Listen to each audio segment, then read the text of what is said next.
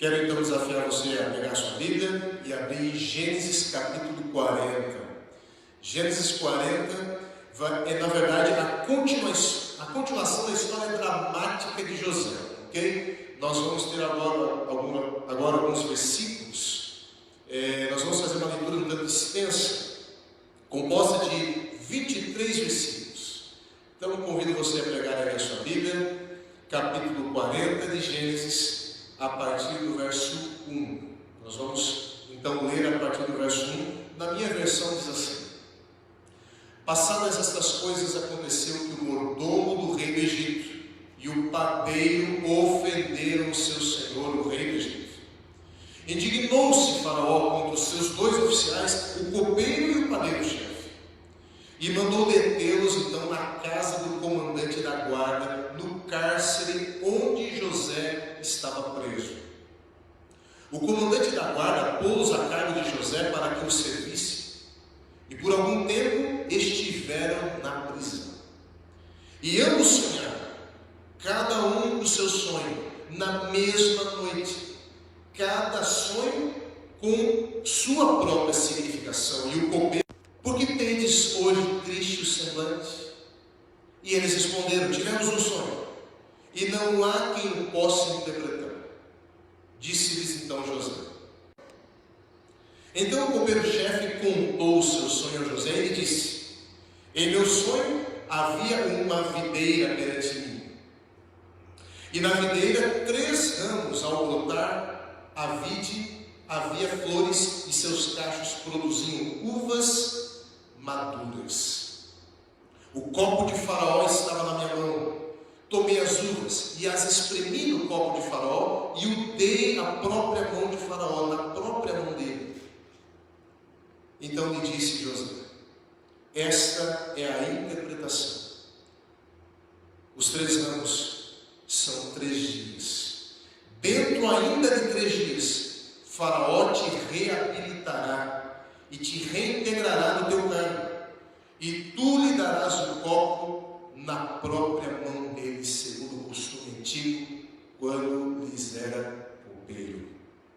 Porém, lembra-te de mim, quando tudo te correr bem, e rogo-te que sejas bondoso para comigo, e faças menção de mim a Faraó, e me faças sair desta casa, dessa masmorra, porque de fato fui roubado da terra dos hebreus, e aqui eu nada fiz para que me pusesse neste lugar.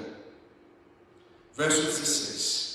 Vendo então o padeiro-chefe que a interpretação era boa, disse a José: eu também sonhei, e eis que 3 cestos de pão brancos estavam sobre a minha cabeça, e no cesto mais alto havia de todos os manjares de Faraó, arte de padeiro, e as aves os comiam do cesto da minha cabeça. Então lhe disse José: a interpretação é esta: os 3 cestos são 3 dias. Dentro ainda de 3 dias, Faraó te tirará fora a cabeça e te pendurará num madeiro, e as aves te comerão as carnes. No 3º dia, era aniversário de nascimento de Faraó. Ele deu um banquete a todos os seus servos, e no meio destes reabilitou o copeiro-chefe e condenou o padeiro-chefe. Ao copeiro-chefe reintegrou ao seu cargo, no qual dava o copo na mão de Faraó, mas ao padeiro-chefe enforcou como José havia interpretado. O copeiro-chefe, todavia, não se lembrou de José, porém dele se esqueceu.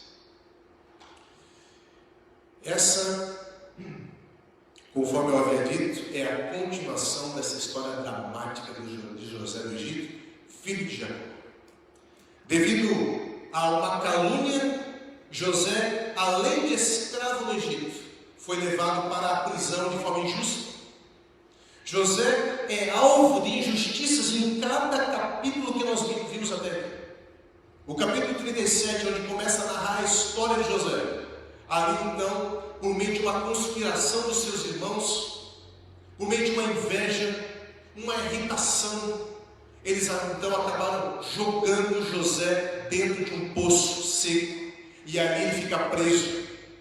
Depois ele é vendido como escravo por uma caravana de mercadores que estavam se dirigindo para a terra do Egito.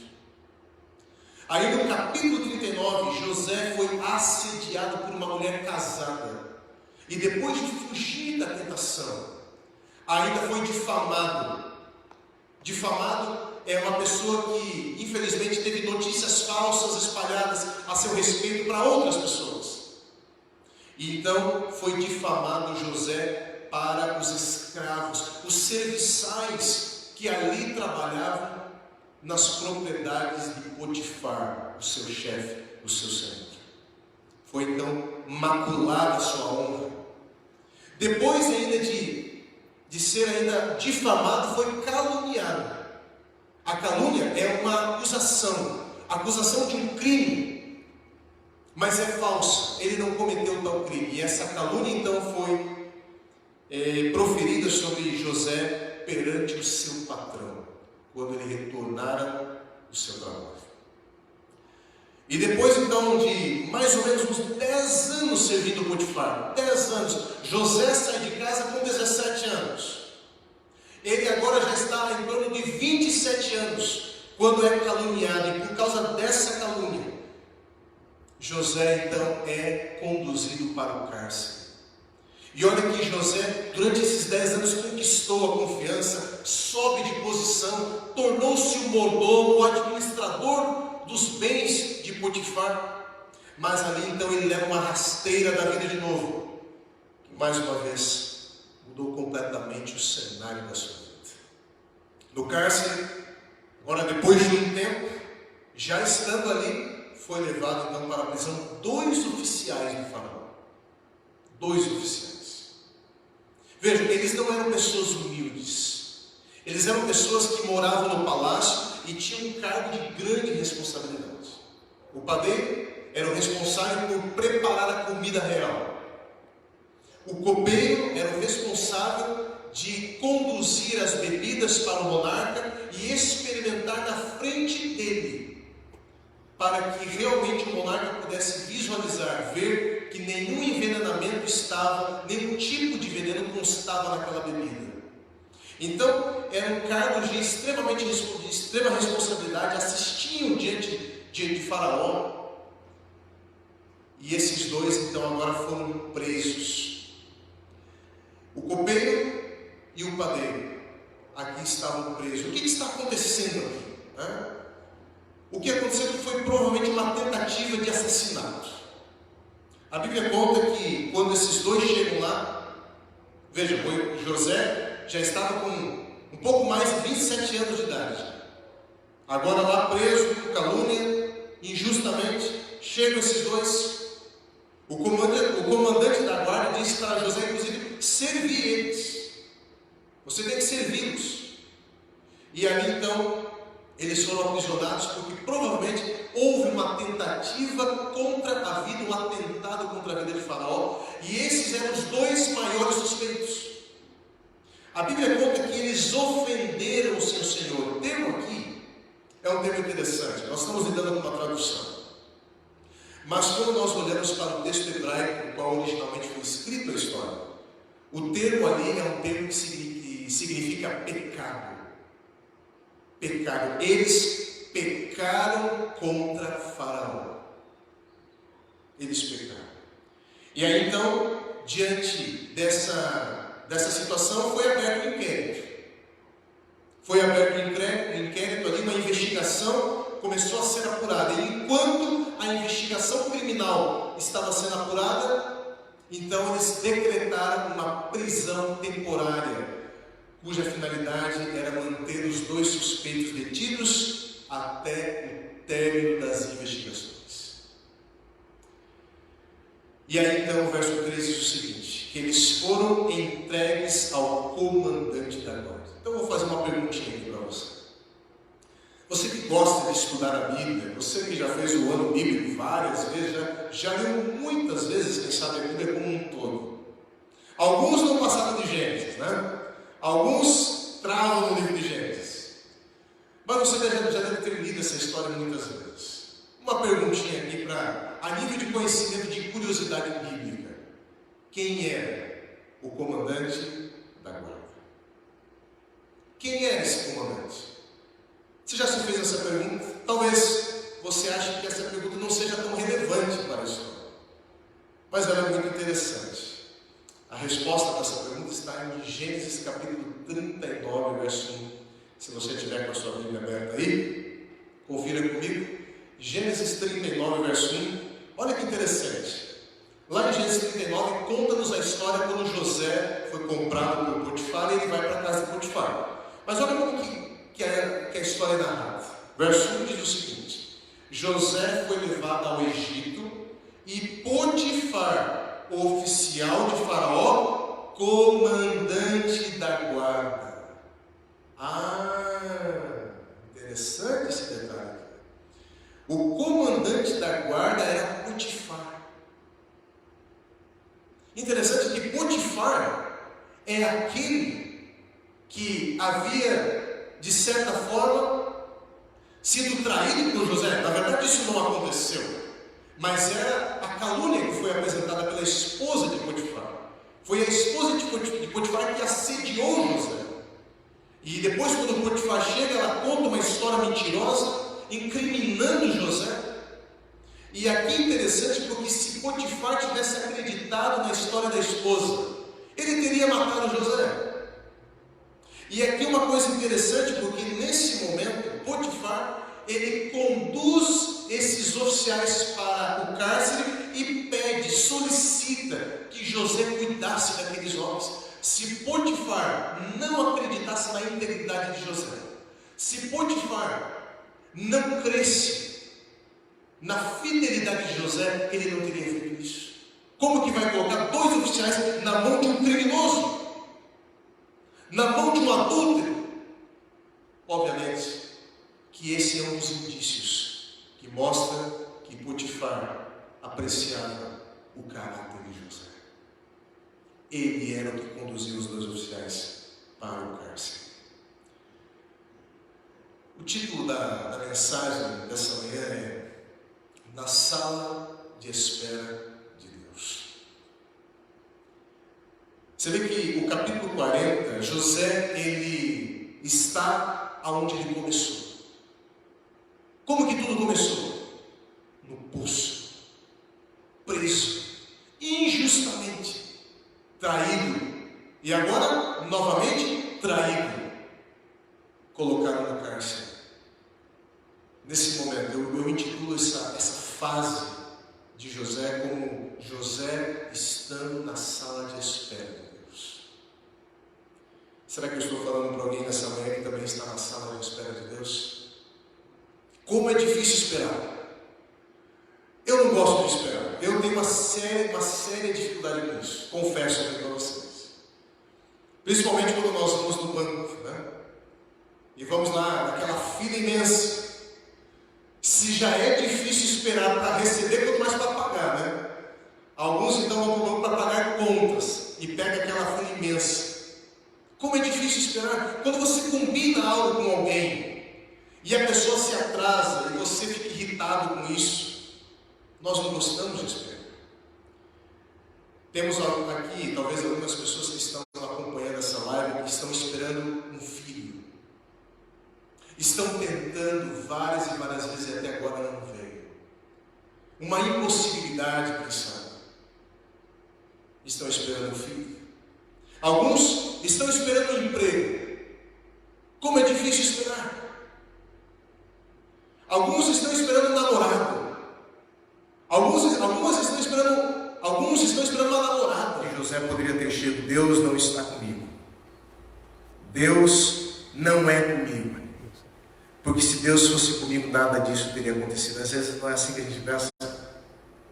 Nós medimos o amor de Deus por nós com base naquilo que acontece com a gente, ou aquilo que deixa de acontecer. Mas, amigos, nesse momento, apesar de humanamente interpretarmos essas circunstâncias negativas que nos ocorrem muitas vezes de forma negativa, eu quero convidar você essa manhã para que você olhe para aquilo que está acontecendo com você sob a perspectiva, sobre a ótica de Deus. Então veja, a história de José é a típica história que retrata alguém que passou por poucas e boas, de mal a pior. Deus não falava com ele como falou com seus antepassados. No entanto, você percebe um homem que permaneceu fiel diante de todas as agruras que a vida tinha preparado para ele. Como é difícil esperar, não é? Como é difícil esperar o agir de Deus quando você se encontra na sala de espera.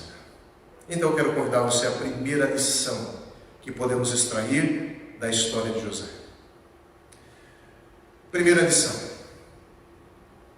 Conforme eu havia dito para vocês, não sei até que ponto que você pegou da transmissão, mas José poderia ter dito: que sonho que Deus tem para mim? Como Deus pode cumprir seus sonhos para a minha vida? Quando eu mais preciso de Deus, Deus está silente, Deus está silencioso, nenhuma aparição de Deus. Quanto mais fiel, mais errado as coisas se apresentam. E essa era a conclusão que José poderia ter chegado. Mas aqui eu quero então desafiar você, porque nos parece que quanto mais nós precisamos de Deus, Ele fica em silêncio. E a resposta, que parece óbvia, é de que Deus não está com a gente. E aqui a lição diz: Deus espera confiança de seus filhos, quando tudo ao seu redor parece dizer que Ele não está cuidando de você. Essa é a primeira lição. Deus espera dos seus filhos confiança quando tudo ao redor desabou, quando a desgraça, quando você está no meio da desgraça, quando as situações ruins estão acontecendo, quando tudo está dando errado. É nesse momento que Deus espera de você confiança nele. Agora veja, o que é esperar? O que é esperar? Esperar significa aguardar. A palavra esperar é o verbo que deu origem à palavra esperança. Esperança é aguardar com confiança. Então, diferentemente de esperar, esperança é alguém que aguarda algo com confiança. A confiança não pode estar nas coisas.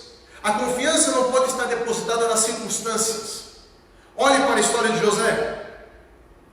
José é um ícone de alguém ser temente a Deus, que confiou em Deus, não de acordo com as circunstâncias, mas com base na promessa de Deus, com base na palavra de Deus, os sonhos lá no início da sua trajetória.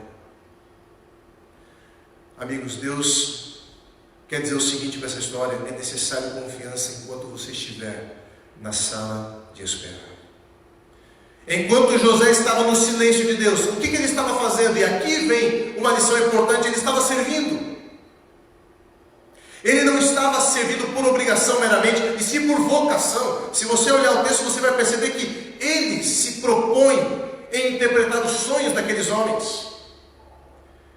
E veja, José então estava ocupando-se com os outros. E qual seria a atitude natural de uma pessoa injustiçada? Qual seria?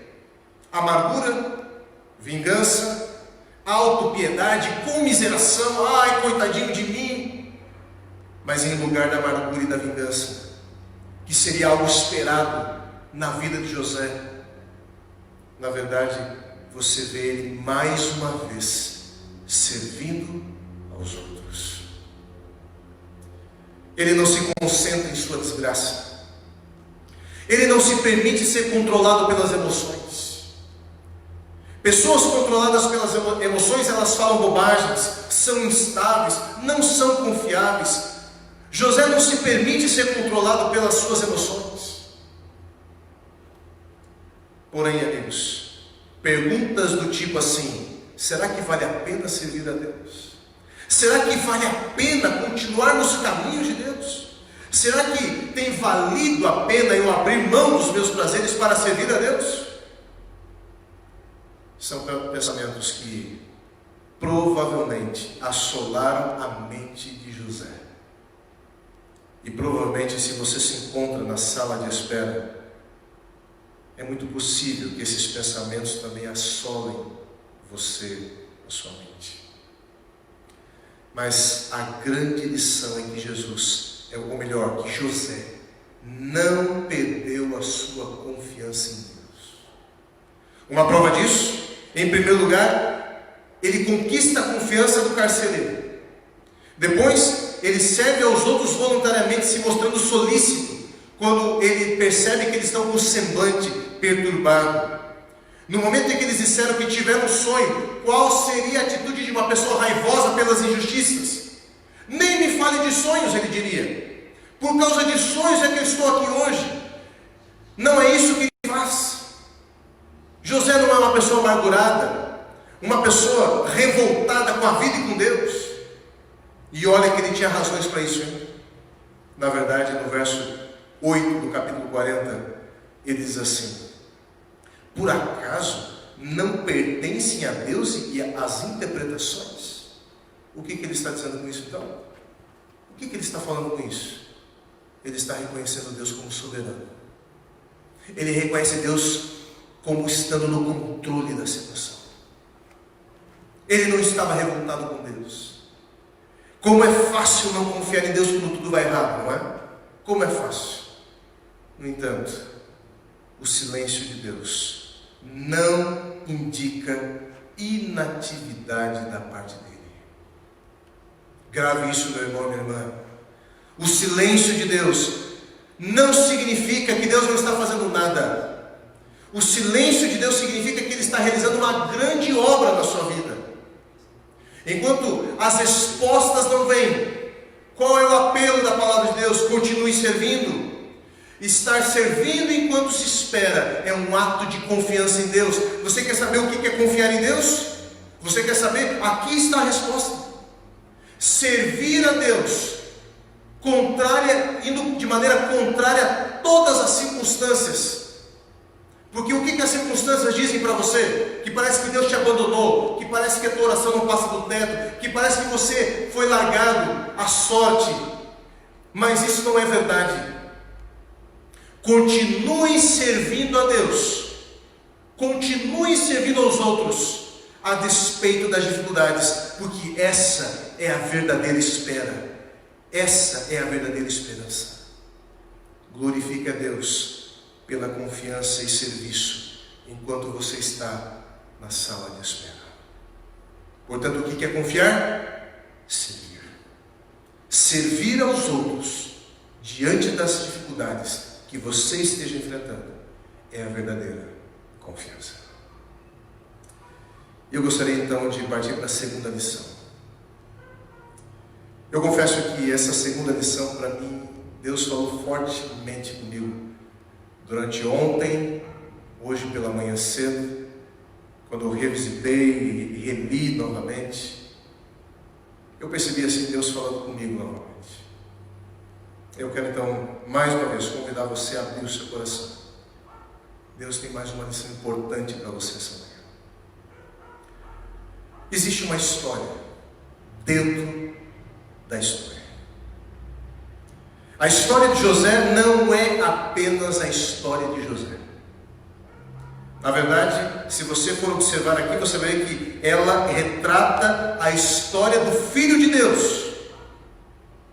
A história de Cristo.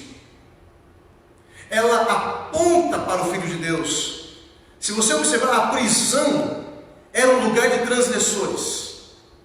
José, porém, não era um transgressor, mas foi contado entre os transgressores. Traído pelos seus. Jesus, traído pelos seus. Acusado injustamente. Jesus, acusado injustamente. José é um tipo de Cristo. Como assim, pastor? O que é isso? Tipo de Cristo. Eu vou explicar para você. O tipo na Bíblia é um termo teológico para designar um símbolo profético. Tipos são pessoas ou acontecimentos que apontam para algo futuro. Tipo na Bíblia, nas Escrituras, é uma pessoa, um acontecimento do Antigo Testamento que prenuncia uma pessoa ou acontecimento do Novo Testamento.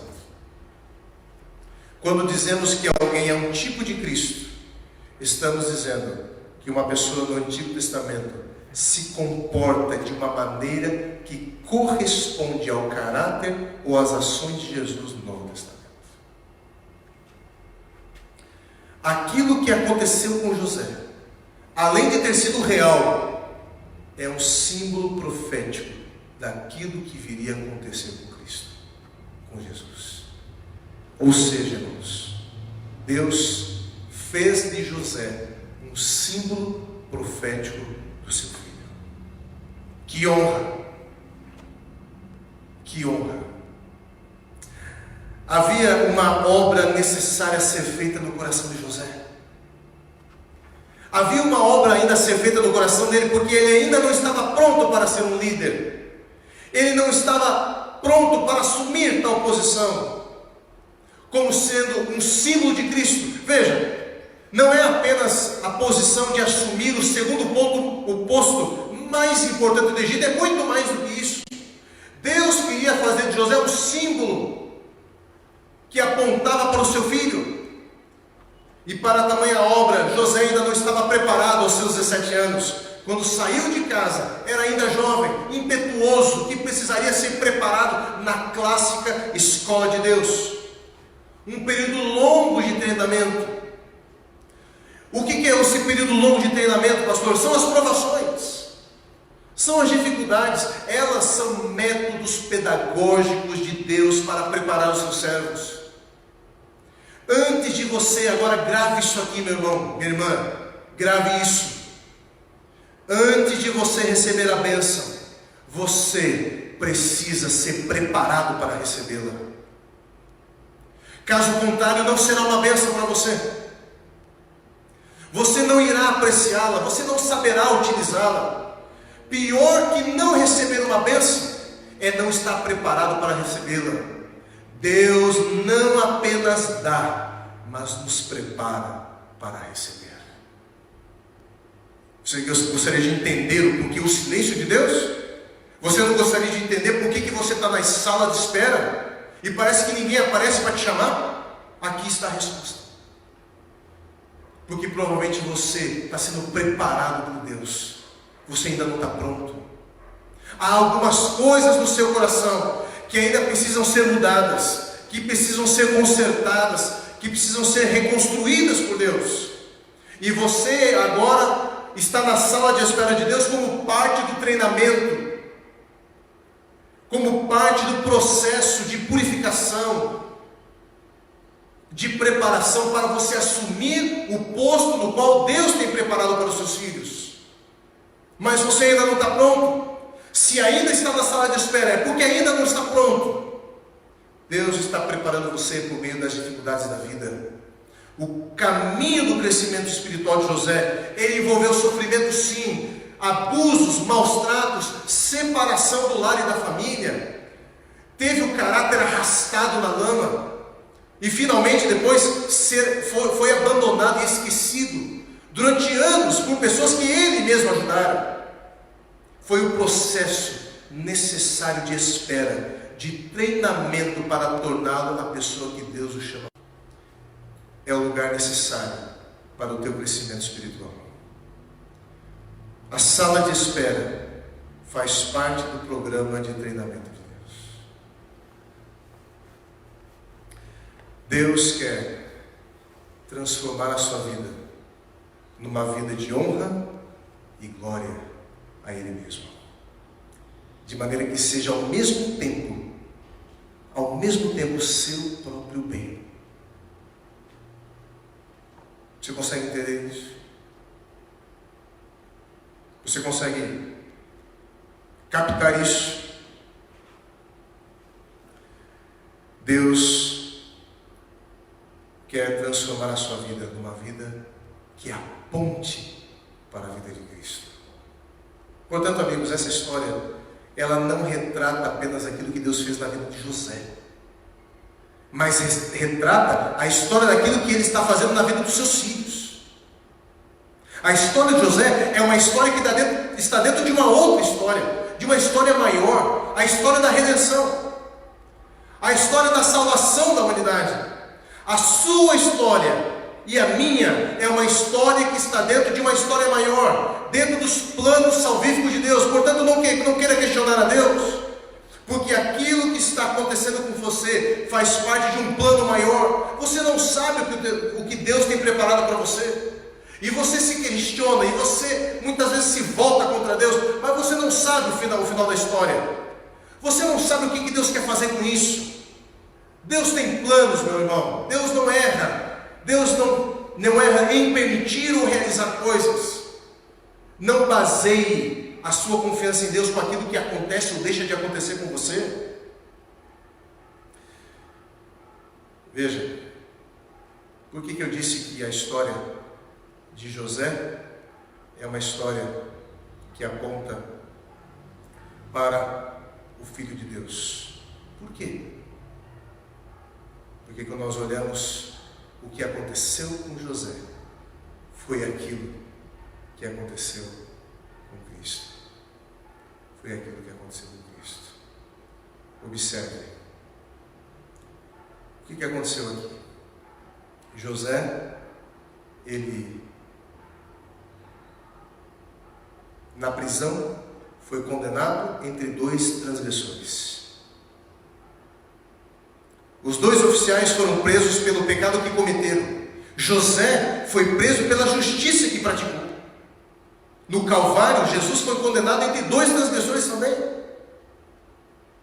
No Calvário, os dois ladrões estavam presos por aquilo que eles praticaram.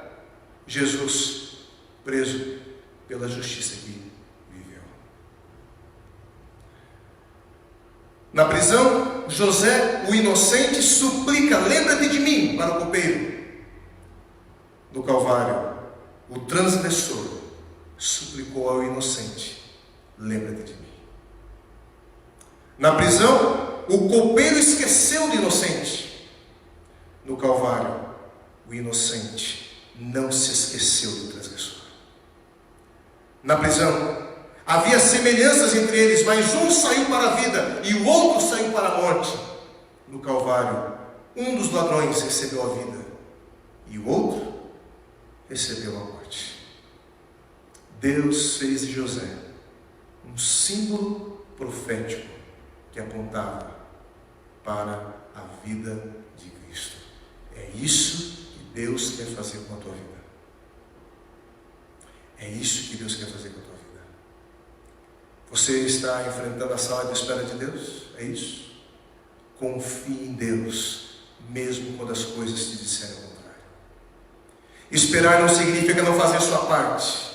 Não significa que temos que ser negligentes ou displicentes. Porém, enquanto espera, espere servindo aos outros. A melhor forma de dizer que você confia em Deus é quando você escolhe servir aonde você está. Como é difícil esperar quando não se tem os sonhos pessoais para recorrer, como José. Sonhos que explanem o plano de Deus para a sua vida, mas tem algo, porém, melhor para você. Filipenses 1,6 diz: aquele que começou a boa obra em vós há de completá-la até o dia de Cristo Jesus. Deus tem planos para a tua vida, meu irmão. Deus tem planos para a tua vida, minha querida irmã. Se você está então nesse processo do treinamento de Deus, lembre-se, a sua história, ela está dentro de uma outra história. E Deus quer fazer da sua história algo que honre e glorifique o nome dEle. Portanto, queridos, confie em Deus. Se apegue a Deus. Conforme nós cantamos no início, Pai querido, obrigado pelos planos. E é nesse espírito que eu quero convidar você a orar comigo nessa manhã. Feche os seus olhos. Vamos falar com Deus. Grande Deus, obrigado pela mensagem. Obrigado pela tua palavra. E sabemos nessa manhã que a história de José, ela é algo que retrata algo muito maior. Ela aconteceu, ela foi real, mas o Senhor conduziu a vida de José de um jeito que transformou ele num ícone profético, num símbolo profético, a ponto, ó Deus, daquilo que era o seu caráter e aquilo que aconteceu, apontarem para o caráter e para os acontecimentos que ocorreram na vida de Cristo. Que honra, que privilégio, Pai querido, que a nossa vida, ela também aponte para Cristo. Quando as pessoas olharem para nós, que elas vejam em nós um símbolo profético, um servo, uma serva temente a Deus, que honra, que glorifique a Deus. Faça da nossa vida, Deus, uma história, faça da nossa história uma história que honre, que glorifique e que aponte para Cristo. E enquanto estivermos na tua sala de espera, Deus, que permaneçamos servindo. Se porventura alguém que está na sala de espera amargurado, raivoso, magoado, que ele, ó Deus, consiga a força do alto para sair desses sentimentos, dessas emoções tóxicas, e ele se levante, ó Deus, com esperança, e comece então a servir enquanto espera. Aonde está, seja no trabalho, seja em casa, aonde o Senhor o colocou, não importa, mesmo que seja numa prisão. Talvez, ó Deus, alguém aqui que vai escutar essa mensagem está literalmente dentro de um cárcere, está preso com outros colegas ali, e talvez essa mensagem está sendo dirigida a ele também. Ele está tendo esse privilégio. Pai querido, aonde ele está, que ele sirva, que a sua espera seja uma espera com confiança, e confiança é servir, servir por amor, servir por amor a Ti, ó Deus, que isso seja uma realidade na vida dos seus filhos. Nós clamamos e Te pedimos essa bênção, em nome de Jesus. Amém. Que Deus abençoe grandemente você e sua família. Nos encontramos amanhã, 19h30, também, pelo mesmo endereço aqui da Igreja Adventista aqui do Boa Vista de Curitiba. Nós vamos estar emitindo aí um convite. Amanhã teremos uma programação muito especial também. Que Deus abençoe grandemente você. E até o próximo encontro.